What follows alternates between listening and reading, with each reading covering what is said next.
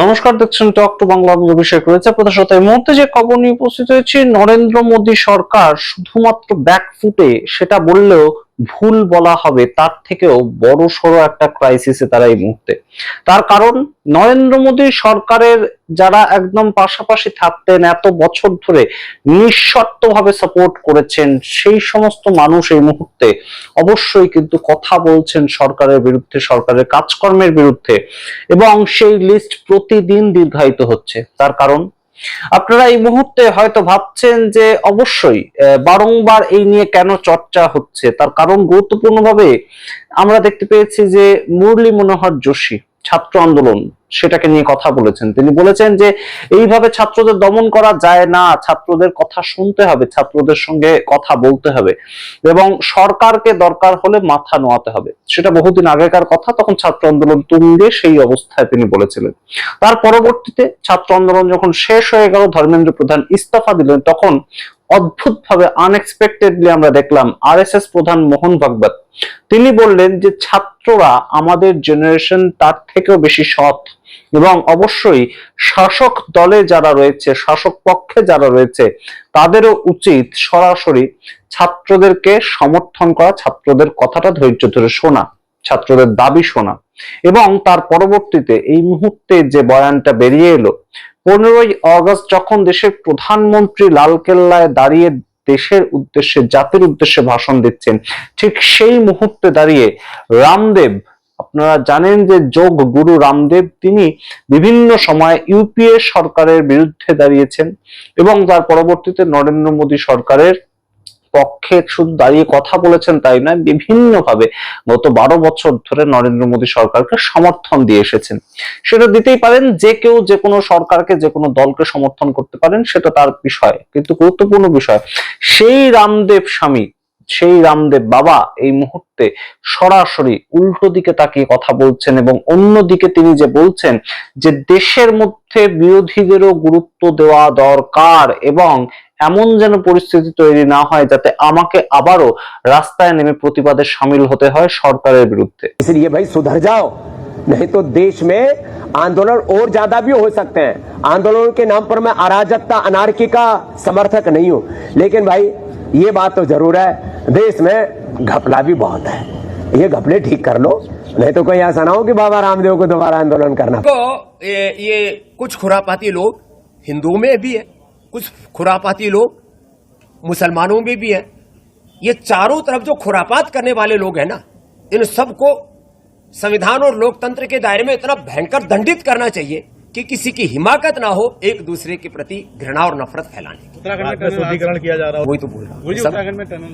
আপনারা বোঝার চেষ্টা করুন, এই মুহূর্তে যারা যারা একদম ভারতীয় জনতা পার্টির মূল ক্ষমতার থেকে দূরে থাকতেন কিন্তু সমর্থন করতেন সম্পূর্ণভাবে, একজন মার্গদর্শন মন্ডলী সেখানকার মানুষ মুরলী মনোহর যোশী, ভারতবর্ষের প্রাক্তন অন্যতম একজন গুরুত্বপূর্ণ মন্ত্রী অটল বিহারী বাজপেয়ীর সময়কার, আরেকজন মোহন ভাগবত আরএসএস প্রধান, যার ইনফ্লুয়েন্স অবশ্যই ভারতীয় জনতা পার্টির যে সংগঠন সারা ভারতবর্ষ জুড়ে তার মধ্যে ছড়িয়ে রয়েছে, আরেকজন অবশ্যই রামদেব বাবা বা রামদেব স্বামী, যিনি যোগ গুরু, সারা ভারতবর্ষের অন্যতম একজন ভারতীয় জনতা পার্টির গুরুত্বপূর্ণ সমর্থক, যার কোটি কোটি সমর্থক সারা দেশ জুড়ে, সারা পৃথিবী জুড়ে ছড়িয়ে রয়েছে। তিনিও এই মুহূর্তে বলছেন যে আমাকে যেন সরকারের বিরোধিতা করার জন্য খুব অচিরেই নামতে না হয়, সরকার যেন সেই দিকটা লক্ষ্য রাখে, সরকার যেন ছাত্র ছাত্রীদের কথা, বিরোধীদের কথা মনোযোগ দিয়ে শুনে। গুরুত্বপূর্ণ প্রেক্ষাপট, আপনারা বুঝতে পারছেন এই মুহূর্তে যে ভারতীয় জনতা পার্টির বিরুদ্ধে এই বিষয়গুলো কতটা ভাইটাল ভাবে কাজ করবে। উত্তরপ্রদেশের বিধানসভা ভোট আর একদম 6 মাসের মধ্যে একদম কড়ায় নাড়ছে বলা যেতে পারে। সেই উত্তরপ্রদেশের ভোটের ঠিক আগে যখন এসআইআর হয়ে গিয়েছে, অখিলেশ যাদব, রাহুল গান্ধী ক্রমাগত চাপ সৃষ্টি করছে রাম মন্দিরে তহবিল তছরূপ নিয়ে, ছাত্র আন্দোলনটাকে নিয়ে, একদম মনসুন সেশনে আসতে পারলেন না নরেন্দ্র মোদী, অমিত শাহ এসে বক্তব্য রাখতে পারলেন না, তাদের সপক্ষেই তারা বক্তব্য রাখবেন সেটা তারা পারলেন না। সেই সময়ে দাঁড়িয়ে দেশের লালকেল্লা থেকে যখন দেশের প্রধানমন্ত্রী বক্তব্য রাখছেন জাতির উদ্দেশ্যে, তখন রামদেব স্বামী, রামদেব বাবা, যোগ গুরু রামদেব, তিনি যে কথাটা বলছেন সেটা অবশ্যই তাৎপর্যপূর্ণ এই মুহূর্তে। তার কারণ ভারতীয় জনতা পার্টি তাদের অনেক অনেকটা ভবিষ্যৎ নির্ভর করছে এই যে উত্তরপ্রদেশে আপকামিং বিধানসভা ভোটটা হতে চলেছে। উত্তরপ্রদেশের ভোটের আগে ডিলিমিটেশন বিলটা গুরুত্বপূর্ণভাবে পাশ করিয়ে নিতে চেয়েছিল, উদ্যত হয়েছিল ভারতীয় জনতা পার্টি। তাই জন্যই এত পার্টি ভাঙাচোরা। তৃণমূল কংগ্রেসের 20 জন, উদ্ধব ঠাকরের তরফ থেকে 6 জন, এই পরবর্তীতে শিবসেনা ভাঙার কথা ছিল, সমাজবাদী পার্টি ভাঙার কথা ছিল, বিভিন্ন কিছু করে 360-এ পৌঁছে ডিলিমিটেশন বিলটাকে পাশ করানো, এইটা ছিল মূল উদ্দেশ্য। কিন্তু সেটা হলো না মনসুন সেশনে।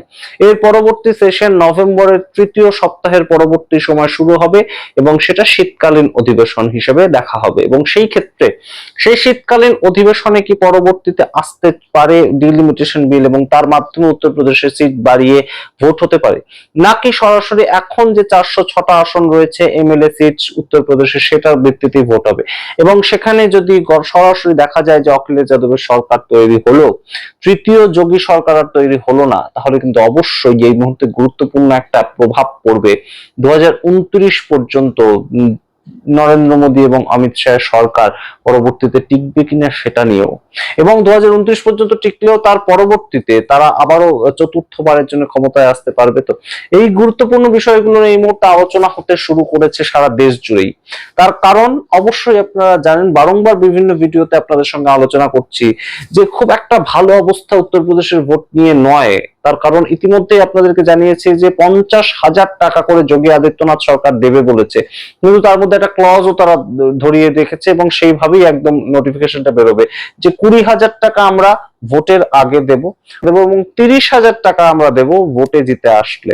অর্থাৎ কোথাও গিয়ে তারা কিন্তু সম্পূর্ণ টাকার ওপর বাজিটা খেলতে চাইছেন, টাকার ওপর সম্পূর্ণ ভোটটা যে বৈতরণী সেটা পেরোতে চাইছেন। আপনারা জানেন যে উত্তরপ্রদেশের গভর্নমেন্টের মধ্যে মুখ্যমন্ত্রী এবং 2 উপমুখ্যমন্ত্রী, তাদের মধ্যে মেলবন্ধনের অভাব রয়েছে এবং অবশ্যই যোগী আদিত্যনাথ অন্যতম একজন কিন্তু মুখ হয়ে উঠতে পারেন পরবর্তী প্রধানমন্ত্রীর পদে বসার জন্য। সেটা নিয়ে আলোচনা বিভিন্ন সময় হয়, কিন্তু যেভাবে রাম মন্দির ঘোটালা, যেভাবে রাম মন্দিরের তহবিল তছরূপ বিষয়গুলো সামনে বেরিয়ে এলো, সেটার পরবর্তীতে কিন্তু যোগী আদিত্যনাথ অবশ্যই বেকায়দায়।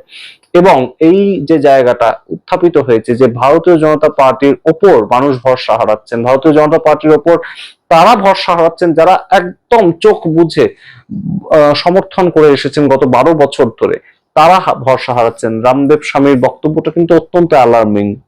এটা নিয়ে ভারতীয় জনতা পার্টি কিভাবে সম্পূর্ণ বিষয়টাকে কাটাছেড়া করবে, সম্পূর্ণ বিষয়টাকে তারা পরবর্তীতে দেখবে, আমরা অবশ্যই নজর রাখবো সেদিকে।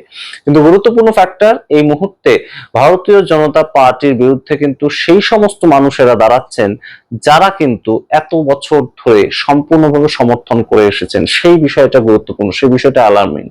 এই মুহূর্তে আপনারা সামগ্রিক রিপোর্টের ভিত্তিতে কি মনে করেন অবশ্যই কমেন্ট বক্সে কমেন্ট করুন। দেখতে এখন টক টু বাংলা, অবশ্যই টক টু বাংলা ইউটিউব চ্যানেলকে সাবস্ক্রাইব করতে ভুলবেন না।